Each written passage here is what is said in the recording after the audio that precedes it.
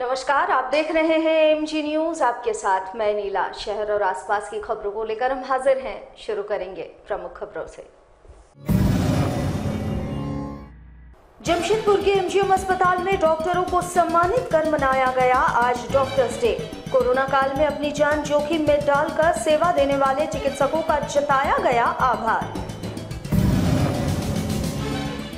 जमशेदपुर में जारी है कोरोना ब्लास्ट। अब तक 395 पॉजिटिव मरीजों की हो चुकी है पुष्टि। मानगो के ओल्ड पुरुलिया रोड स्थित रोड नंबर 16 को किया गया कंटेनमेंट जोन घोषित।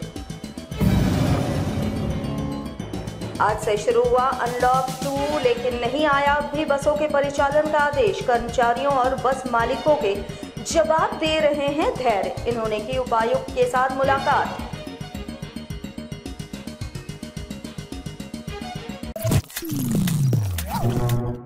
अब खबरें विस्तार से।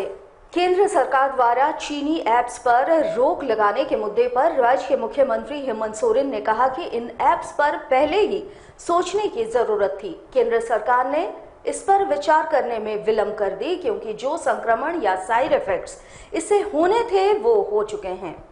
केंद्र सरकार ने निर्णय लिया होगा और कई निर्णय ले भी रही है, और इसका असर और इसका प्रभाव अगर सही मायने में वो गलत है तो ये बातें मुझे लगता है सोचने में केंद्र सरकार ने विलंब कर दिया है। और ये ऐप जितना अपना संक्रमण फैलाना था लगभग उन्होंने अपना फैला दिया है। अब आगे देखना है क्या होता है। डॉक्टर्स डे के अवसर पर एमजीएम अस्पताल में डॉक्टरों को सम्मानित किया गया। वैसे ये सम्मान इंडियन मेडिकल एसोसिएशन ने दिया है। उधर उन डॉक्टरों को सम्मानित किया गया जो कोरोना काल में अपनी जान हथेली पर रखकर लगातार लोगों की सेवा कर रहे हैं। वैसे एसोसिएशन की तरफ से इन डॉक्टरों को सर्टिफिकेट देकर सम्मानित किया गया। आपको बता दें, एमजीएम मेडिकल कॉलेज के प्राचार्य और डॉक्टरों को भी सम्मान से नवाजा गया। इस मौके पर अस्पताल के डॉक्टरों की तरफ से कोरोना मरीजों के लिए एक रक्तदान शिविर का आयोजन किया गया। इस शिविर में एकत्रित रक्त कोरोना मरीज और जरूरतमंदों को दिया जाना है। पश्चिम बंगाल के मुख्यमंत्री हुआ करते थे, उनके जन्मदिन पर जो है सो हम लोग मनाते हैं। डॉक्टर ध्यानचंद राय, आपको बता दें, एक चिकित्सक ही नहीं थे, सामाजिक कार्यकर्ता भी थे, राजनीतिक भी थे। उन्होंने अपने MBBS की पढ़ाई Patna medical college PMC Patna से की थी, और उसके बाद उन्होंने FRCS और FRCP दोनों की डिग्री उन्होंने हासिल की थी। वो बहुत अच्छे राजनीतिक माने जाते थे और अपने जीवन भर तक लास्ट तक जो है वो मुख्यमंत्री रहे। उनका जन्म और मृत्यु दोनों 10 जुलाई को हुआ था, इसलिए इसको जो सो डॉक्टर डे को जो उनके नाम पर जो मनाया जा रहा है। हम लोग आइए में भी इस पर हमेशा कार्यक्रम सांस्कृतिक कार्यक्रम में कुछ लोगों को सम्मानित करने का कार्य करते थे, जो भी अच्छे कार्य करते थे चिकित्सकों को। इस बार जो है कि सामाजिक डिस्टेंशन के कारण जो है उसको रोक लगा हुआ है, इसलिए हम जो डॉक्टर डे तो पे नहीं मना रहे हैं, लेकिन ब्लड डोनेशन कैंप हम लोग कर रहे हैं। हम सभी चिकित्सकों से और समाजसेवी संस्थाओं से या अन्य और साथियों से हम लोगों ने अनुरोध किया है कि वो आकर के जमशेदपुर में कोरोना ब्लास्ट हो चुका है। अब तक 395 कोरोना पॉजिटिव मरीजों की पुष्टि हो चुकी है। प्रतिदिन मरीजों की संख्या बढ़ती ही जा रही है। उधर मानगो के ओल्ड पुरुलिया रोड स्थित रोड नंबर 16 को कंटेनमेंट जोन घोषित कर दिया गया है। अचानक 3 मरीजों के मिलने के बाद मानगो में हड़कंप मच गई। उधर एक नाई ने कोरोना फैला दिया है। हालांकि जिला प्रशासन ने उस नाई पर FIR दर्ज कर दी है और उसकी गिरफ्तारी की प्रक्रिया शुरू हो गई है। वैसे जमशेदपुर में कोरोना मरीजों की संख्या में काफी वृद्धि होने पर जिला प्रशासन ने लोगों से आग्रह किया है कि बेवजह घर से बाहर न निकले। अगर आप घर से बाहर निकलते हैं तो मास्क का उपयोग करें और सैनिटाइजर के साथ साथ सोशल डिस्टेंसिंग का पालन करें। इन सबों के बीच जमशेदपुर की जनता आदेश को मानने को तैयार नहीं है।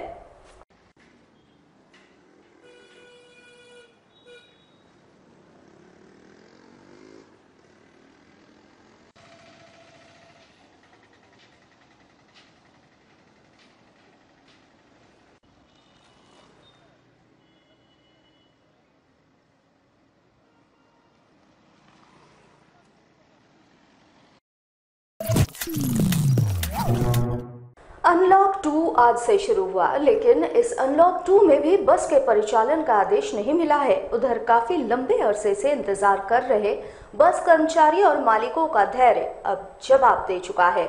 उधर बस के मालिक और कर्मचारियों ने बस के परिचालन को लेकर उपायुक्त से मुलाकात की और सरकार के नाम एक मांग पत्र लिखा। इन लोगों ने मांग की है कि इस लॉकडाउन में कर्मचारी और मालिकों का हाल बेहाल है। लगभग 4 माह से बसों का परिचालन बंद है। एक तरफ बैंक परेशान कर रही है तो दूसरी तरफ टैक्स। वहीं परिवार को चलाना भी मुश्किल साबित हो रहा है। 2 वक्त की रोटी के लिए बस मालिक तरस रहे हैं।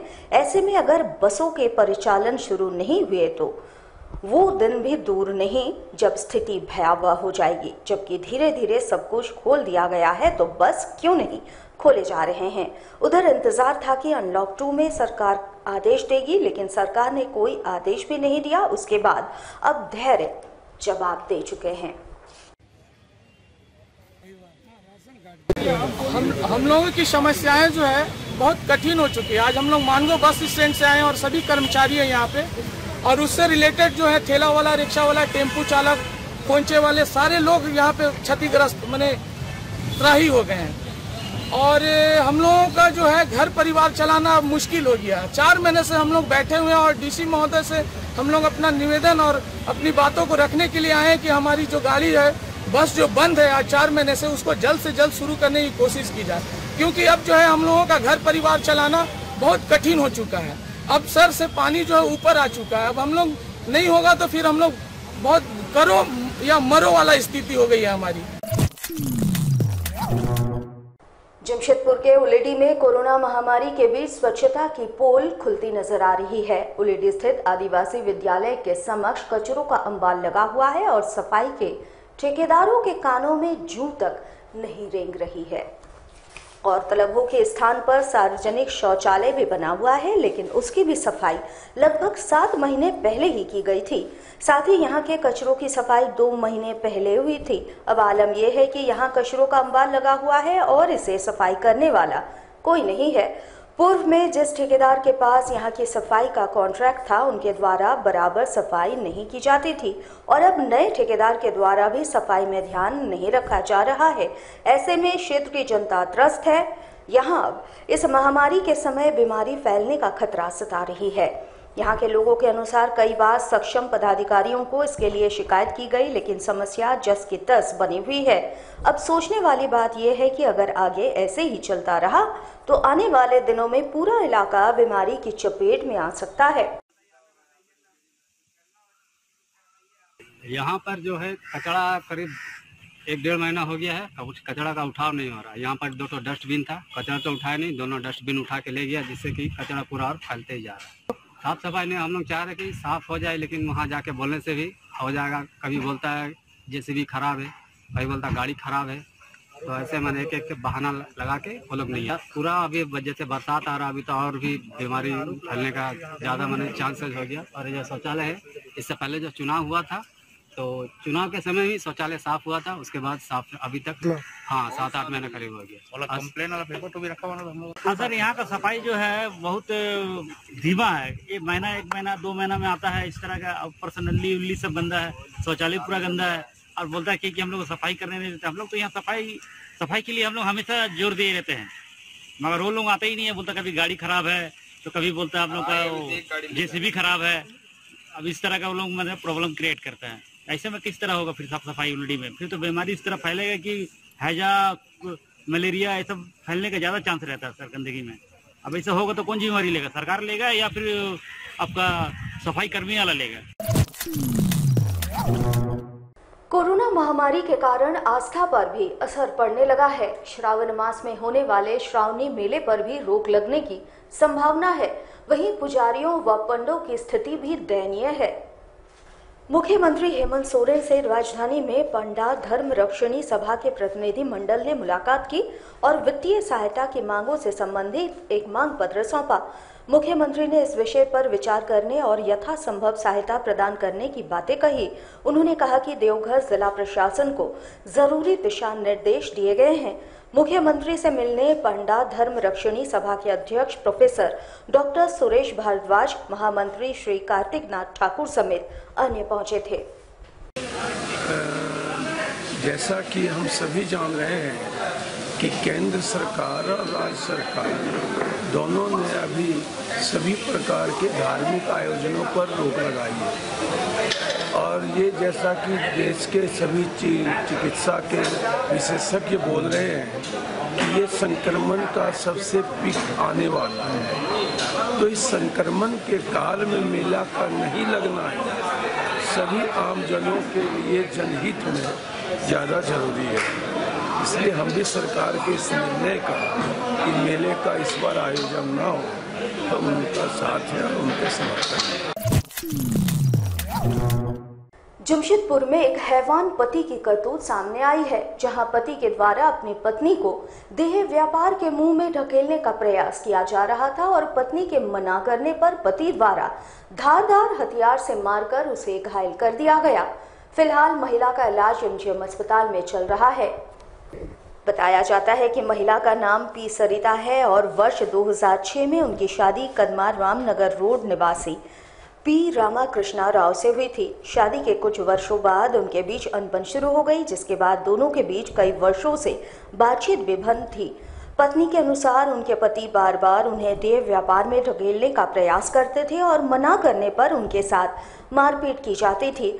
बुधवार सुबह अचानक उनके पति ने उन्हें पीछे से धारदार हथियार से हमला कर दिया, जिससे महिला बुरी तरह से घायल हो गई। आनन फानन में महिला को इलाज के लिए एमजीएम अस्पताल पहुंचाया गया, जहां फिलहाल वो खतरे से बाहर है। पी सरिता 2006 में सुबह अपना नहा धो घर साफ सफाई किए, कचरा फेंकते हैं, ऐसे नहाते हैं। उसके बाद हम तो तुरंत बाथरूम चले गए, फिर जैसे पानी भरने के लिए कलसी उठा के लेके आ रहे, पीछे से चापड़ ला के गर्दन पकड़ के खाली सर में मारे जा रहा था और हाथ में मारा था। कुछ झगड़ा उगड़ा भी नहीं हुआ, बातचीत नहीं करते हैं, 3-4 साल हो गया। सबको पता है, ससुराल से लेकर सबका वो खुद ही लेके आता था किसको आदमी लोग को उल्टा सीधा, तो आदमी लोग आने से हम भगा देते थे गाली गलौज करके। अच्छा।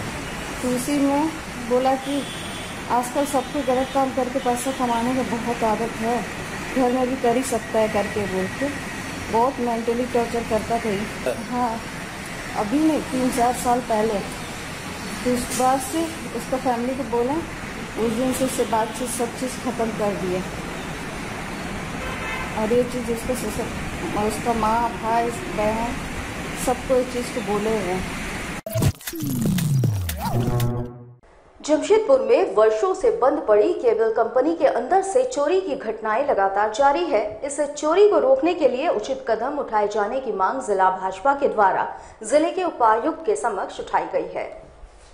भाजपा जिलाध्यक्ष ने इस दौरान कहा कि वर्षों से बंद पड़ी केबल कंपनी के अंदर लगातार चोरी की घटनाएं हो रही है, लेकिन वहां का प्रबंधन इस पर ध्यान नहीं दे रही है।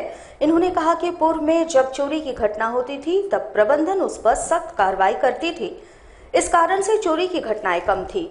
लेकिन विगत 6 महीने से प्रबंधन ने भी इस पर ध्यान नहीं दिया और कंपनी के भीतर कुछ लोगों की मिलीभगत से बदस्तूर चोरी की घटनाएं चोर अंजाम दे रहे हैं।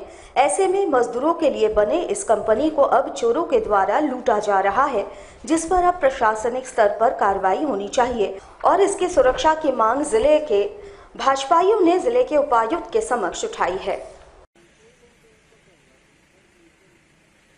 लगभग 2 दशकों से निरंतर केबल कंपनी में चोरी को लेकर वहां के मशीनी उपकरण, तार की सामग्री एवं अन्य सामग्रियों की चोरी हम सबों के समक्ष नजर आ रही है। पूर्व में भी हम सभी लोगों ने जिला के उपायुक्त के माध्यम से मांग की थी कि इस ओर ध्यान दिया जाए और उचित कार्रवाई करते हुए इसे पूरे संसाधन की रक्षा करने के हेतु आगे पहल की जाए। लेकिन विगत 6 माह से निरंतर चोरी को लेकर जिस प्रकार की समस्याएं नजर आ रही हैं, उस आसपास के क्षेत्र के लोगों में भी भय का माहौल व्याप्त है। चोर विभिन्न लोगों से संलिप्तता के साथ में उस केबल कंपनी परिसर में प्रवेश करके उस टूटे हुए दीवार की तरफ से प्रवेश करके अन्य स्थानों से प्रवेश करके विधिवत तरीके से चोरी करके वहां के उपकरणों को बाजार में बेचने का काम एवं उससे बेच करके वसूली करने का काम चोरों के माध्यम से किया जा रहा है। आज हम सभी लोग जिला के उपायुक्त के माध्यम से यह मांग करने आए हैं कि केबल कंपनी मजदूरों के लिए बनाई गई थी